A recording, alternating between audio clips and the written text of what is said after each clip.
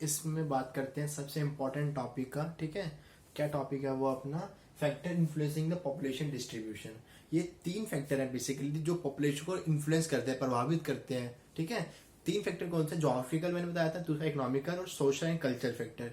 पहले बात करते हैं जोग्राफिकल फैक्टर की। ठीक है, जोग्राफी फैक्टर में हम क्या देखेंगे? जो नेचर में, फिजिकल में है, मीन्स की जो हमारी अर्थ पे है उनकी बात करेंगे। ठीक है, जो नेचर के द्वारा बनाए गए हैं। अब पहले बात है अवेलेबिलिटी ऑफ वाटर। जहां पे पानी होगा वहीं पे पॉपुलेशन में मिलेगी। ठीक है, ये कंसेप्ट का था पहले का। आज भी ये कंसेप्ट पे ये कंसेप्ट इंप्लीमेंट होता है, पर लेकिन उतना नहीं होता। क्यों? क्योंकि डेवलपमेंट हो गया, पाइप्स आ गई, तो हम लोग कहीं से भी ट्रांसफर कर सकते हैं। लेकिन पुराने समय से कहा क्या रहा है कि जहां पे पानी होगा वहीं लोग बसेंगे। क्यों? खेती करनी पड़ेगी, पीने के लिए पानी चाहिए, डेली एक्टिविटी के लिए पानी चाहिए। इसीलिए हम देखते हैं कि जो जितनी भी रिवर वैलीज हैं, जो नदी घाटी हैं, वो सारी डेंसली पॉपुलेट रही हैं। क्यों? क्योंकि वहाँ पानी अच्छा है। पानी अच्छा है तो क्या होगा? नदी बह रही है तो साथ में मिट्टी लेके आएगी। मिट्टी कैसे होगी? फर्टाइल होगी। इसलिए वहां पे लोग ज्यादा रहते हैं। ठीक है, अब दूसरी बात आती है लैंड फॉर्म। कैसा एरिया है वो? उबड़ खाबड़ वाला है, प्लेन है, प्लेट्यू है, माउंटेन है। तो मोस्टली लोग प्रेफर क्या करते हैं? प्लेन एरिया को। क्यों? प्लेन एरिया क्या होता है? सिंपल एरिया, समतल। अब इसमें क्या होगा? हमें चलने के लिए ज्यादा जान नहीं लगानी पड़ेगी। हमें रोड बनाना है तो आसानी से बनाएंगे, हमें रेलवे लाइन बनानी है तो आसानी से बना लेंगे। पर लेकिन अगर यही माउंटेन होता तो क्या करते हैं? हमें ऊपर चढ़ना पड़ता लेके, तो ज्यादा जान लगती, ज्यादा पेट्रोल लगता, तो ज्यादा टाइम वेस्ट होता, ज्यादा एनर्जी यूज होती। इसलिए हम प्रेफर करते हैं प्लेन एरिया को। क्यों? क्योंकि इसमें एग्रीकल्चर करना आसान है, रोड बनाना आसान है, सब काम करना आसान है। इसलिए ज्यादातर लोग प्लेन्स में रहते हैं। ठीक है, इसलिए जो अपना इंडिया का प्लेन है, आपने 11th में पढ़ा होगा, आपने इंडिया को डिवाइड किया था माउंटेन, प्लेट्यू, प्लेन्स में। ठीक है, आइसलैंड वगैरह में। तो हमने उसमें भी देखा था कि जो प्लेन्स है हाईली पॉपुलेटेड है। क्यों? क्योंकि यहाँ पे सुटेबल क्लाइमेट है, सुटेबल सॉइल है, वाटर अवेलेबिलिटी अच्छी है। ठीक है, तो इसलिए ये बोला गया कि ये समझनी चीज है। जेंटल स्लोप, स्लोप मीन्स की ढलान। 2 तरह ढलान होती है ब्रॉडली। ठीक, एक होती है स्टीप स्लोप, एक होती है gentle slope. Gentle slope prefer किया जाता है रहने के लिए ना कि स्टीप स्लोप। अब दोनों में डिफरेंस क्या है उसकी बात करता हूं। ये ऊपर वाला जेंटल स्लोप है, ये स्टीप स्लोप है। अगर हमें रहना भी हो तो हम क्या प्रेफर करेंगे? जेंटल स्लोप में रहना। क्यों? क्योंकि यहाँ पर ढलान थोड़ी कम है, तो क्या होगा? यहाँ हम एग्रीकल्चर कर सकते हैं। ठीक है, कुछ लिमिट तक कर सकते हैं। ठीक है, और यहाँ लेकिन यहाँ क्या है? यहाँ तो बहुत ही मुश्किल है। मान लीजिए आपको यहाँ से यहाँ चढ़ना है, बिल्कुल स्टीप ढलान है, खड़ी चढ़ाई है, तो चढ़ना मुश्किल है सामान लेके। ठीक है, इसीलिए क्या है, हम यहाँ पे रहना प्रेफर नहीं करेंगे, यहाँ रहना प्रेफर करेंगे। ठीक है, ये फर्क होता है स्टीप स्लोप और जेंटल स्लोप में। ठीक, उसके बाद बारी आती है क्लाइमेट की। क्लाइमेट क्या होता है? आपने आई थिंक 11 में पढ़ा होगा कि क्लाइमेट और वेदर में डिफरेंस होता है। क्लाइमेट क्या होता है कि काफी सालों तक हम किसी एरिया के वेदर को स्टडी कर लेते हैं। ठीक है, वहां का टेम्परेचर, प्रेसिपिटेशन, ह्यूमिडिटी, सब चीजें, इन सब चीजों की स्टडी करने के बाद अराउंड 30-35 ईयर के बाद तो उस एरिया को क्लाइमेट बोला जाता है। ठीक है, तो जो डेली का होता है वो वेदर होता है। आज वेदर अच्छा था, गंदा था, लेकिन ये नहीं बोलेंगे आज क्लाइमेट अच्छा था, क्लाइमेट गंदा था। क्लाइमेट की बात हो रही है, मतलब लंबे समय की बात हो रही है कि लंबे समय तक वहां पे कैसा मौसम रहता है। ठीक है, तो जहां पे सुटेबल क्लाइमेट होगा वहीं पे ज्यादा लोग मिलेंगे। तो इसमें क्या बोला गया है कि सीजनल वेरिएशन कम हो। ऐसा एरिया जहां पे सीजनल वेरिएशन कम हो, मतलब ये ना हो कि गर्मी में इतनी गर्मी पड़ जाए कि रहना मुश्किल हो जाए, और ठंड में इतनी ठंडी पड़ जाए कि रहना मुश्किल हो जाए। तो ऐसा टेम्परेचर चाहे मॉडरेट हो, ज्यादा ठंडी भी ना पड़े, ज्यादा गर्मी भी ना हो। ठीक है, तो ऐसे एरिया को प्रेफर किया जाता है। ठीक, तो दूसरा क्या? मेडिटेरियन क्लाइमेट बोला गया, इसमें सूटेबल क्लाइमेट है रहने के लिए। मेडिटेरियन क्लाइमेट वर्ल्ड पे कितनी जगह मिलता है, लेकिन ब्रॉडली हम बोलते हैं जो मेडिटेरियन सी है ना, उसके जो नदन में यूरोप की कंट्रीज है उनको क्या बोला जाता है? Mediterranean countries. वहां पे मेडिटेरियन क्लाइमेट मिलता है। ठीक है, मेडिटेरियन क्लाइमेट क्या होता है? ऐसा क्लाइमेट जिसमें ठंड में बारिश होती है, गर्मी में बारिश नहीं होती। ये आगे 5वां चैप्टर जो अपने बुक में है उसमें डिटेल में बताया गया है मेडिटेरियन क्लाइमेट क्या है, तो उसमें बात करेंगे वहां पे आगे जाके। ठीक है, तो अभी तो हमें ये समझना है कि मेडिटेरियन क्लाइमेट रहने के लिए अच्छा है। ठीक है, इसलिए वहां ज्यादा लोग रहते हैं। अब दूसरी बात क्या? सॉइल, क्योंकि इंपॉर्टेंट है। हमें खाना चाहिए, कपड़े चाहिए, तो कहाँ से आएगा? सॉइल से। कॉटन ग्रो कहाँ होगी? जहाँ सॉइल फर्टाइल होगी। वीट ग्रो कहाँ करेंगे? राइस ग्रो कहाँ करेंगे? जहाँ पे सॉइल फर्टाइल होगी। इसीलिए पॉपुलेशन कहाँ पे रहती है? जहाँ पे सॉइल फर्टाइल है। जैसे कि अपने इंडिया एग्जाम्पल ले लो, तो जो नदर्न प्लेन है वहां पे कौन सी सॉइल मिलती है? Alluvial soil. कौन कौन लेके आता है, रिवर्स लेके आती हैं, कहाँ से, हिमालय से। तो इसलिए वहां पे लोग ज्यादा है क्योंकि फर्टाइल सॉइल है। ठीक, तो दूसरी बात क्या है कि सॉइल फर्टाइल होने से एग्रीकल्चर तो हो गया, उसके बाद क्या होगा, दूसरी एक्टिविटीज, एलाइड एक्टिविटी मीन्स की एनिमल हस्बेंड्री हो गया या दूसरी एक्टिविटीज, ये भी किस पे डिपेंड करती है, सॉइल पे। जैसे कि अगर हमने गाय रख ली या बफेलो रख ली, तो उसको फॉडर चाहिए, चारा चाहिए, वो कहाँ से आएगा? अगर आपकी सॉइल फर्टाइल नहीं है तो उनको क्या खिलाओगे आप? ठीक है, अगर आपने पोल्ट्री फार्म खोल लिया तो उनको भी कुछ चाहिए मुर्गियों खाने के लिए, वो कहाँ उगाओगे? तो इसलिए सॉइल मेजर रोल प्ले करती है अपना किसी भी एरिया में। ठीक, अब बात करते हैं कि दूसरे इकोनॉमिक फैक्टर में, ठीक है, कौन कौन से इकोनॉमिक फैक्टर है इसमें। बात करते हैं इकोनॉमिक फैक्टर, कौन से इकोनॉमिक फैक्टर है, आर्थिक जो कारण है जिस वजह से पॉपुलेशन एक जगह कई जगह पे मिलती है ज्यादा। ठीक है, पहला रीजन है मिनरल्स। ठीक है, जहाँ पे मिनरल्स मिलेंगे, मिनरल्स क्या होते हैं, ऐसी धातुएं जिनको इंसान यूज करता है अपने नीड्स सेटिस्फाई करने के लिए।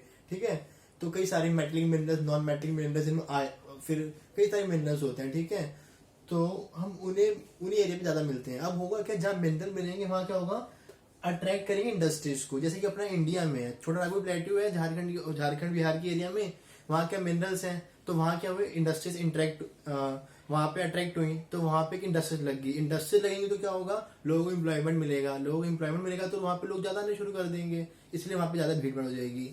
दूसरा क्या है कि स्किल्ड और सेमी स्किल्ड क्या होगा, उस छोटे नागपुर प्लेट्यू में एक एग्जांपल लिया था मैंने, वहां पे हर तरह के लोग जाएंगे, स्किल्ड भी अनस्किल्ड भी। स्किल्ड की जिसमें जिसको कुछ आता होगा, जिसको कुछ नहीं भी आता होगा, पढ़े लिखे लोग भी, अनपढ़ लोग भी। अब हर तरह का काम होगा इंडस्ट्री में। साफ सफाई वाला क्या काम करेगा, अनस्किल लेबर काम करेगा, पढ़ा लिखा क्या काम करेगा, जो लिखे पढ़िया काम होगा। तो इसीलिए हर तरह के लोग वहां पे माइग्रेट करेंगे, उधर जाएंगे।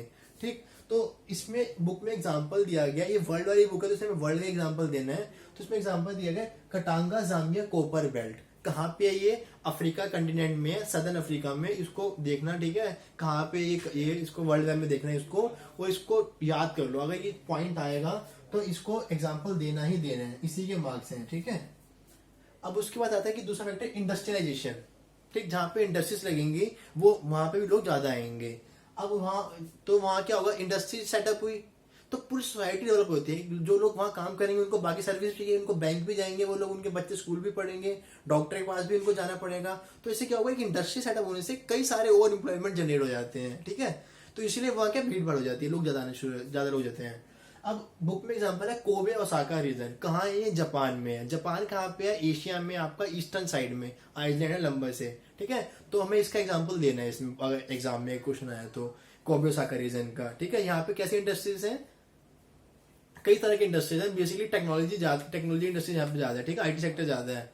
ठीक, अब उसके बाद अर्बनाइजेशन, शहरीकरण, जहाँ पे ज्यादा शहर होगा, ज्यादा मॉडर्न सिटी होगी, वहां पे पॉपुलेशन ज्यादा मिलेगी। क्यों, कई सारे रीजन है। पहला रीजन एजुकेशन, जैसे कि दिल्ली में देख लीजिए आप। ठीक है, दिल्ली में कई सारे एजुकेशन इंस्टीट्यूट है, जेएनयू है, जामिया है, डीयू है, गुरु नानक देव इंस्टीट्यूट है, कई सारे कॉलेजेस हैं, कई सारी डीटीयू है, आईआईटी है। तो यहाँ पे लोग पढ़ने के लिए आएंगे। ठीक है, अब उस दूसरा क्या, हेल्थ। दिल्ली में कई बड़े बड़े हॉस्पिटल है, एम्स है, राममनोलोई है, सफदरजंग हॉस्पिटल है, कई सारे अच्छे हॉस्पिटल हैं, प्राइवेट है, मैक्स है, अपोलो वगैरह। तो लोग यहाँ पे इलाज कराने के लिए आएंगे, तो इसलिए भी यहाँ पे ज्यादा भीड़ हो जाएगी। दूसरा क्या, कम्युनिकेशन। अगर किसी को आउट ऑफ इंडिया जाना है, नदर्न स्टेट वाले को या हरियाणा वाले को, वो दिल्ली आएगा, क्योंकि इंटरनेशनल एयरपोर्ट दिल्ली में, इंदिरा गांधी। तो इसीलिए क्या कि यहाँ फैसिलिटीज बहुत सारी हैं। तो रिक्रिएशन के लिए किसी को अगर कोई घूमने जाना है या वाटर पार्क जाना है, वो दिल्ली में आपको ज्यादा मिलेंगे, तो इसलिए लोग यहाँ आएंगे। ठीक है, तो अट्रैक्ट होंगे तो यहीं रहना शुरू कर देंगे इन चीजों से। इसलिए इन सारे कारणों से क्या होगा, पॉपुलेशन बढ़ जाएगी। ठीक है, तो हमें बेसिकली क्या ध्यान देना है, हमें जो ये एग्जाम्पल दिए हैं ना ये रीजन का, हमें इसको एज इट इज याद कर लेना और एग्जाम में इनको जरूर कोट करना है वहां पे। ठीक है, इसमें बात करते हैं सोशल एंड कल्चरल फैक्टर। ठीक है, पहला है कि रिलीजन। ठीक है, रिलीजियस एंड कल्चरल सिग्निफिकेंस। हम क्या देखते हैं, जहाँ पे कोई रिलीजन डेवलप हुआ है, बेसिकली वहां पे उस रिलीजन को उसको मानने वाले कई सारे लोग रहते हैं। जैसे कि अगर अपना इंडिया में देखा जाए, जैसे कि वैष्णो देवी है, तो यहाँ पे कई सारे आपको हिंदू मिलेंगे। अपना रिलीजियस प्लेस है, वैसे यूपी में इलाहाबाद है, तो रिलीजियस प्लेस है, यहाँ कई सारे हिंदू मिलेंगे। ठीक है, तो रिलीजन जो है बड़ा फैक्टर प्ले करता है। ऐसे ही सऊदी अरेबिया, जो मक्का मदीना जो है, वहां पे इस्लाम का ओरिजिन हुआ था, वहां पे मुस्लिम आपको ज्यादा मिलेंगे। ऐसे ही जो क्रिश्चियनिटी का हब है वो इटली है, तो वहाँ क्रिश्चियन लोग ज्यादा मिलेंगे। अब ज्यूइश जो एक रिलीजन था, ज्यूइश, ठीक है, जो ठीक है। तो वो लोग वो कहाँ पे मिलेंगे आपको, इसराइल वाले एरिया में ज़्यादा, तो जेरूसलम में उनका ओरिजिन हुआ था उनके रिलीजन का। तो ऐसे में इससे क्या पता चलता है कि जहाँ पे जो सा धर्म है वहाँ पे उसको मानने वाले लोग ज़्यादा मिलेंगे, तो इस वजह से क्या होगा कि हर कोई चाहेगा कि उसके पास आके रह लूँ मैं, तो इसलिए वहाँ पे ज़्यादा भीड़ भाड़ हो जाएगी, ठीक है। तो दूसरी बात आती है कि पॉलिटिकल अनरेस्ट होता क्या है कि जिस कंट्री में राजनीतिक अस्थिरता है, मीन्स कि वहाँ पे क्या है कि काफ़ी दिक्कतें आ रही हैं कि वहाँ की गवर्नमेंट स्टेबल नहीं है, अटैक हो रहे हैं लोगों पे, तो लोग क्या करते हैं वहाँ से निकल के दूसरी कंट्री में जाने की सोचते हैं। क्यों? क्योंकि उनको शांति से रहना है। जैसे कि सीरिया वगैरह की हम सुनते हैं आजकल न्यूज़ में, वहाँ क्या पॉलिटिकल अनरेस्ट है, एक पार्टी दूसरी पार्टी से लड़ रही है, तो उसमें कौन पिस है, कॉमन सिटीजन पिस रहे हैं, मीन्स कि उनको दिक्कतें फेस करनी पड़ रही है, तो इसलिए वो लोग वहाँ से निकलते हैं, वहां से निकल जाते हैं। अब वहां निकल के कहाँ जाएंगे, किसी दूसरे एरिया में। अब वहां पे दूसरे एरिया में जहाँ वो जाएंगे वहां की पॉपुलेशन को बढ़ा देंगे, ठीक है। इसलिए क्या पॉलिटिकल अनरेस्ट की वजह से भी लोग माइग्रेट कर जाते हैं दूसरे एरिया में। दूसरा गवर्नमेंट स्कीम, गवर्नमेंट क्या करती है कभी कभार कुछ एरिया डेवलप करने के लिए वहां पे इंसेंटिव देती है, कि इंसेंटिव मतलब कि लालच देती है, कुछ बेनिफिट देती है कि आप इस रीजन को छोड़ के आप उस रीजन में जाके बसिए, तो हम आपको इंसेंटिव देंगे। जैसे कि आपको वहां सस्ती जमीन दे देंगे, आपको टैक्स में कमी दे देंगे, आपसे बिजली का बिल, आपसे पानी का बिल नहीं लेंगे। तो ऐसा क्यों करती है सरकार कि जो एक भीड़ भाड़ वाला एरिया है उसको कम पॉपुलेशन करने के लिए ऐसे एरिया में डेवलप करें कि वहां पे आसानी से लोग रह सकते हैं। जैसे कि अपना दिल्ली में एग्जांपल है ओखला का इंडस्ट्रियल एरिया है, ठीक है। तो उसको आफ्टर इंडिपेंडेंस हमने बनाया ओखला को। अब लेकिन क्या हुआ, कुछ सालों में ओखला की बहुत ज्यादा पॉपुलेशन होगी, वहां पे इंडस्ट्री बहुत ज्यादा बढ़ गई। तो हमारी गवर्नमेंट ने क्या किया, उसको एक्सटेंड करके नोएडा बना दिया। तो उसमें क्या किया, जो कंपनीज आई, जो कंपनीज होंगी ओखला में लग के नोएडा में लगेंगी, तो क्या होगा, उनको कुछ इंसेंटिव मिलेगा, उनको टैक्स में कुछ कमी मिल जाएगी, ठीक है, उनको लैंड सस्ती मिलेगी। इसलिए गवर्नमेंट ऐसे काम करती है। अब नोएडा की फुल फॉर्म क्या है, new Okhla industrial development city. ये वैसे ही मैंने एडिशनल इन्फॉर्मेशन दे दिया, आपको याद रखना, ठीक है। इसमें बात करते हैं पॉपुलेशन ग्रोथ क्या होता है, ठीक है, उसकी डेफिनेशन। उसके बाद कंपोनेंट ऑफ पॉपुलेशन चेंज। जो कंपोनेंट पॉपुलेशन चेंज है ये 3 मार्क्स में काफी मोस्ट इंपोर्टेंट क्वेश्चन है, ये आता है, ठीक है, हर बार, तो इसको अच्छे से देखना। तो उसके बाद पहले बात करते हैं पॉपुलेशन ग्रोथ की। The change in the number of inhabitant of a territory during a specific period of time. इसको अंडरलाइन करो, स्पेसिफिक पीरियड ऑफ टाइम, ठीक।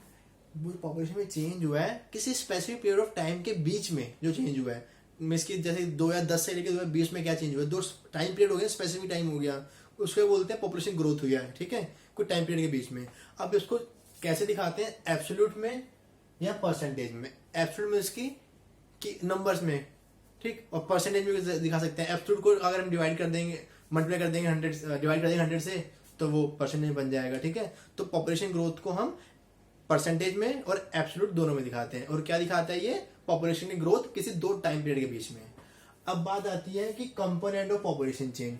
जो पॉपुलेशन चेंज होती है वो 3 कारणों से होती है किसी एरिया में। अगर मान लो दिल्ली की पॉपुलेशन चेंज हुई है, क्यों चेंज हुई होगी, या तो crude birth rate, crude death rate, या तो माइग्रेशन। पहले बात करते हैं बर्थ रेट क्या होता है। बर्थ रेट क्या होता है, the number of live birth in a year per 1000 of women.